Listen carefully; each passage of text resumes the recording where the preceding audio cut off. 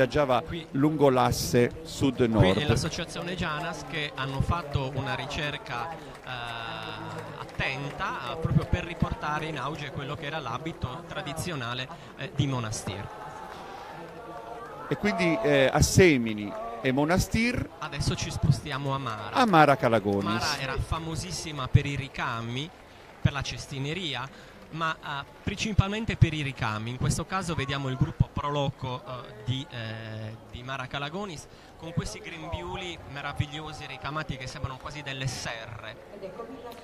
E infatti vediamo Mara Calagonis che riunisce due località, il nome, un tempo distanti, Mara e Calagonis. Anche questo territorio è disseminato di emergenza archeologica, però pensiamo che anche tanti paesaggi, se pensiamo a Torre delle Stelle, quindi si passa dai monti fino al mare, è davvero bellissimo il territorio di Mara Calagonis.